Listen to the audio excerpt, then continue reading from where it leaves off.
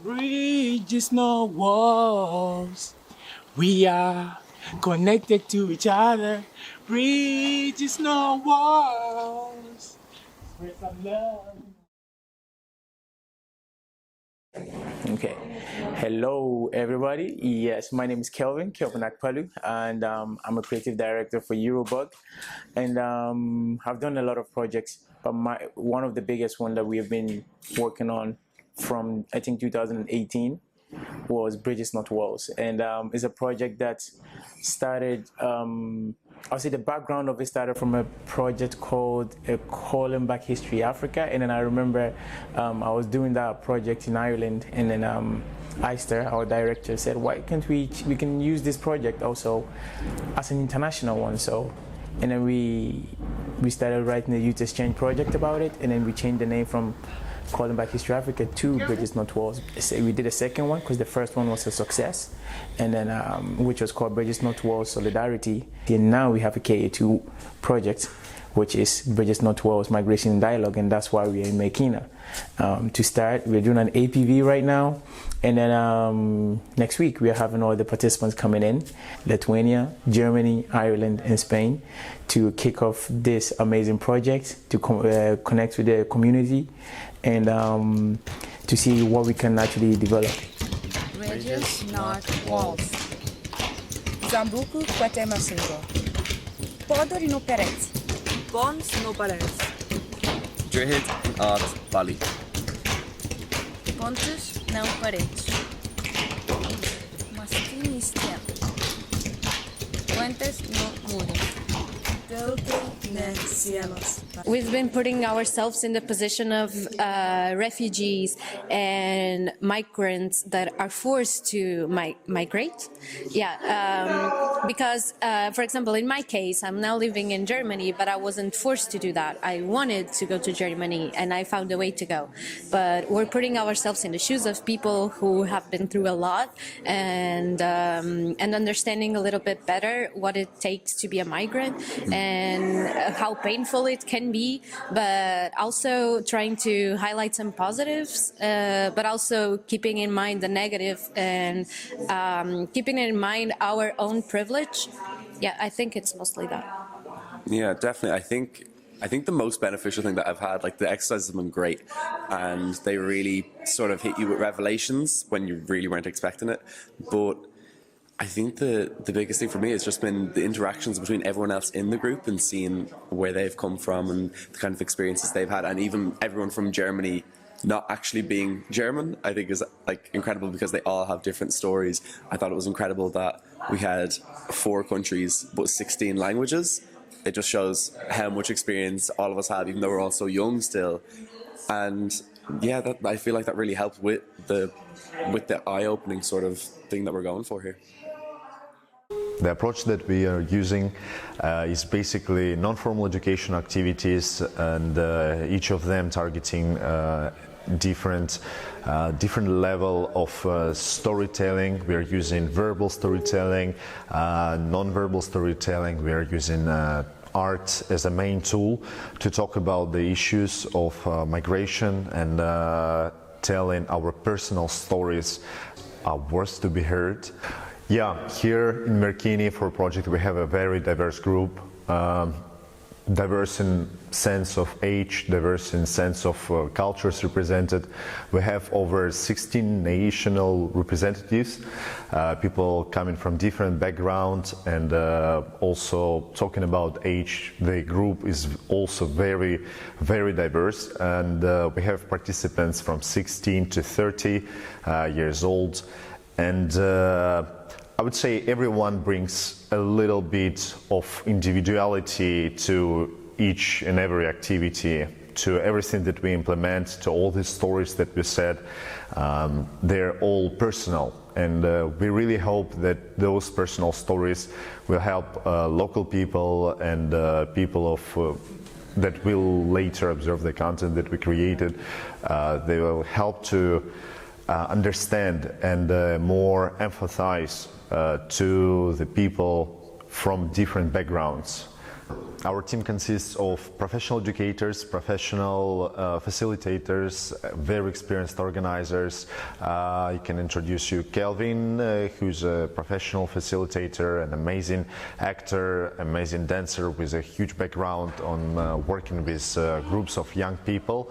And we also have Aiste, who has been living and working in Ireland for the last 16 years, I think. She's an amazing in the field that she's working on. She organizes and providing all the logistics, and it's just a pleasure to work with. Also part of our team, Robert, the person who is excellent in his job. He's working on strategic planning and the ideas development and basically the goals and basically our big boss who tells us how and what's supposed to be done, and we're looking for solutions and clues.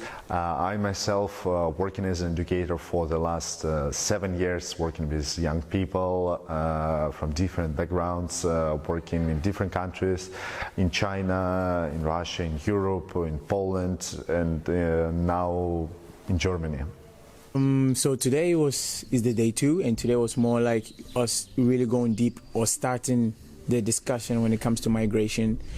So we started the day with introduction of migration, types of migration, causes of migration. Yeah, really and then sparkled some interesting thoughts, yeah. some cool ideas, some Yeah. cool dialogues. Yeah. And right now we are presenting the local realities, the initiatives from our countries, and we have so much information actually. Yes.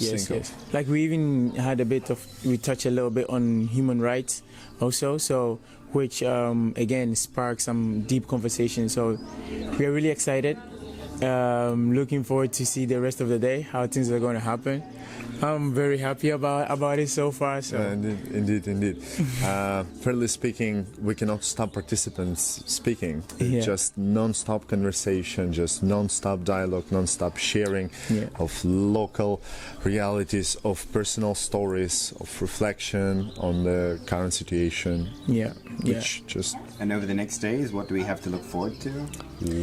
Oh, there is quite amazing activities coming up that is going to also again bring a bit of addition more onto what this project is about. We will go and see, we will go and meet the locals tomorrow, and to also have a human library, something called Human Library. It's more about storytelling, sharing again about the discussion about migration. We are very close to some of the borders here, Belarus border and Polish border. So in our location wise, we are really, it's a perfect location when it comes to talking about migration. So it's really good to have discussions also with the locals when it comes into this topic. So tomorrow we're going to have that experience, and on Friday it's more creative. Friday day. is a creative day. We'll focus on art and on artistic ways to work on migration and to develop our initiatives in an art way. Yeah, it's more like looking forward for this. The time for the opportunity for the participants to actually bring what they have learned and what they have listened to and what they have shared among themselves, bring it into life and create content that other young people or other organizations could use in the future. So we're really buzzing. I'm buzzing. Yeah. Bridges, not walls. Bridges, not walls. Bridges, not walls, man. Should I say baby? Yeah, bridges, not walls, baby. We are in Merkinė. Merkinė is a small Lithuanian town with just over 1,000 population.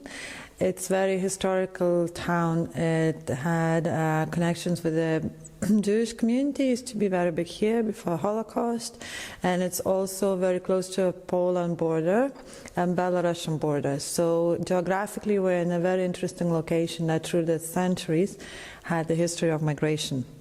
However, now we'll see in the streets is mostly a settled community, mostly white Lithuanians, but we are connected to the neighboring countries. So talking about migration in such a geographical spot, it's an interesting interesting topic to bring in, especially due to recent migration crisis coming from Belarusian side. We're feeling that engaging in a dialogue with local people is important. As some people know, some people don't, we have an actual physical border being built just on our doorstep that separates Lithuania and Belarus, but most what it's trying to separate is trying to stop the people coming into Europe. And for the community that was settled, white Lithuanians, this is quite new phenomena. It's happening in our forest, it's happening very close to us, and yet I feel like we don't talk enough about migration, and we don't talk enough about the people who are coming, people behind that border and behind the fence in Belarus, and we don't hear the actual stories. The way our government is phrasing it, it's very phrased in the language of national security, and which is, I think, a little bit confusing then as national security a threat. So I think for us being here this week and bringing the topic of migration on the table to local community is actually open up a conversation and reminding people that people behind the fence have stories, right? So they might be framed in the national security, whatever you want to call the frame, but these are people who are actually physically dying 20 kilometers from us. You know, and I think that's one of the very important kind of issues that we are trying to raise in the local community with this project. So Living Library is a method widely used in human rights education. So when people who are presenting marginalized groups or coming from marginalized groups to oppressed groups, getting a space to tell their story. So the Human Library or Living Library, whatever you choose to call, is a method that helps to break stereotypes and is doing through a very simple and very humble way by telling the story. Telling the story so people, they're no longer statistics, they're no longer national threat, they're not longer whatever stereotypes people might have.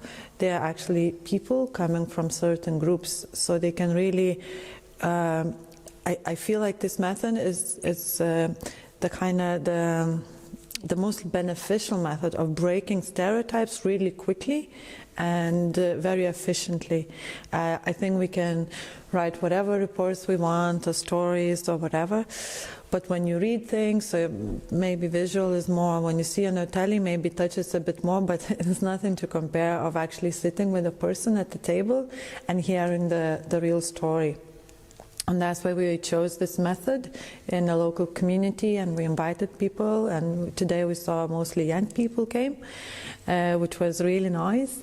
That's why we chose a space. We created the space where people can tell their stories in order to break the stereotypes and help local people to maybe think a little bit more broadly about the topic of migration.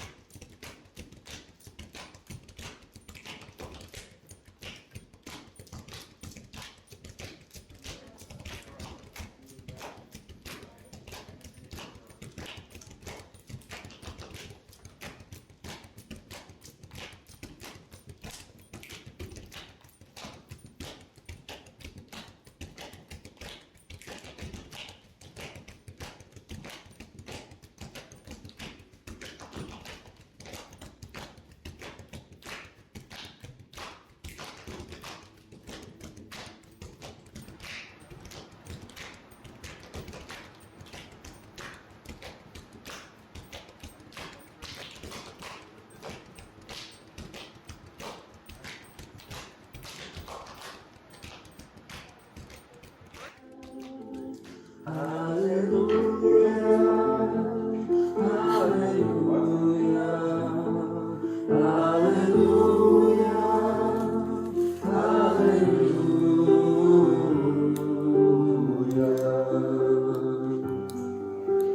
faith was strong, but you needed proof.